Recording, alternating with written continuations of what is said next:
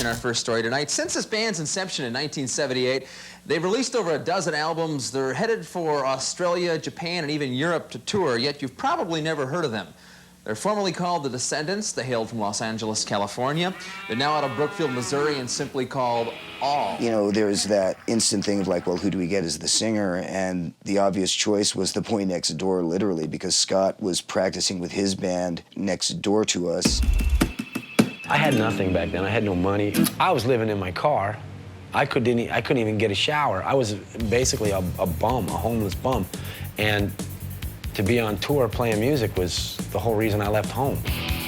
Even though I am too disorganized and right-brained and underachieving to ever be the poster boy for the Quest for All. Scott's got a great voice. I think he's got a better range than most of these guys I see on American Idol or whatnot. You can just kind of throw him anything in any key and he can just sing. He's just awesome. It was like we had discovered some great gem sleeping in his car outside our practice room.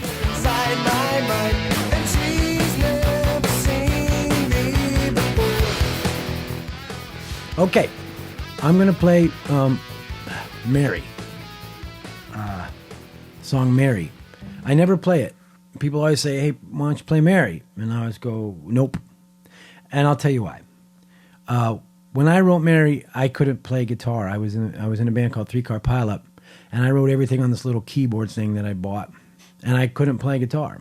And they couldn't figure out how to take stuff, is it transpose? Whatever it is. Take it from the piano to the guitar, and I couldn't show them how because I couldn't play guitar. So I didn't get to write songs in this band. I just wrote lyrics, and it really bummed me out. So at the time, I was working in Redondo Beach at Redondo Van and Storage. I was our drummer Paul got me the job, and I was a moving man all day, and then I would sleep in our practice space at night because I didn't have enough money to have a place and pay rent on the practice space. So I said, I'll just live here. But it was a carpet cave, and I would sleep on moving pads. Or one day at work, the customer was throwing away or had out by the road a kid's bed, a little kid's bed. And there was a space at our practice space. We had a big carpet cave inside the building, which is like a box you build inside the building. You guys probably done that. And there was a little space behind it where the bathroom was, behind the carpet cave, where I knew I could shove that little bed in. And I was like, that'd fit. So I said to the lady, hey, can I have that bed? She said, you want that bed? And I said, yeah. And she said, I don't give a shit. Take the bed. So I took the bed. And I shoved it in that little space. And I would lie on that space on my little bed. And the guys from the band would just leave their stuff, of course. So I had all the instruments there, guitars and basses. And Blanche, our bass player, would leave her bass. And so I would lay on this little kid's bed at night and drink beer and smoke stuff and fiddle with the instruments. And one night I had her bass. And, I'd run the cord into the carpet cave, and I could hear it. And so I was lying on my back.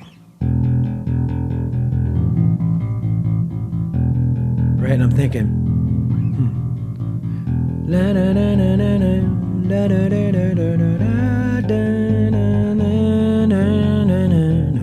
etc. And I was like, that's kind of neat. I like that. And so I just kept going and going, and it became Mary. And I never learned how to play it after I figured out how to play guitar.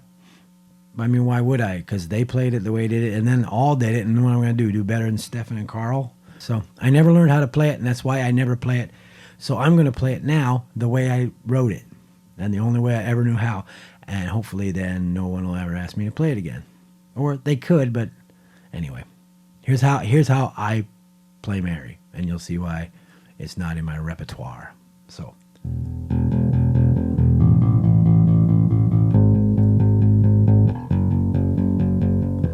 If you talk to Mary, please don't look at me, 'cause she's never seen me before. Don't call attention to the man outside of me. She can cut my head off with the blinking of her eye, and I'm not supposed to be here, and I'm too young to die. She carries my confusion in the pocket of her jeans, bouncing like a pinball in between extremes. I'm not surprised this happens all the time. My hand lights her cigarette inside my mind, and she's never seen me before. Then it did this.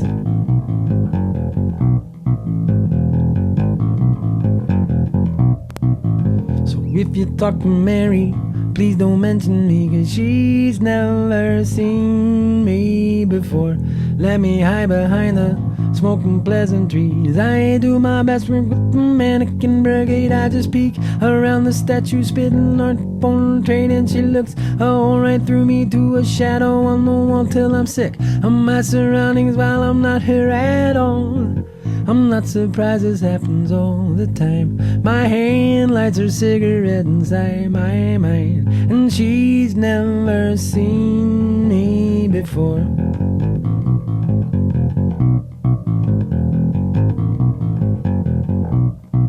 We're all monotone, robotic talk.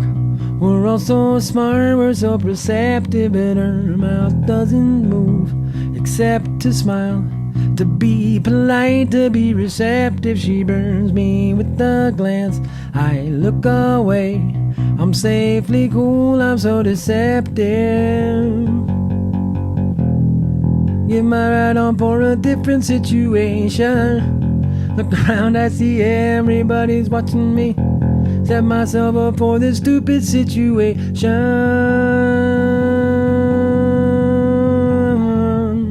Key change, right? Next string. So if you talk to Mary, please don't look at me, 'cause she's never seen me before. Don't call attention to the man outside of me. She can cut my head off with the blinking of her eye, and I'm not supposed to be here, and I'm too young to die. See, she carries my confusion in the pocket of her jeans, bouncing like a pinball in between extremes. I'm not surprised this happens all the time. My hand lights her cigarette inside my mind, and she's never seen me before.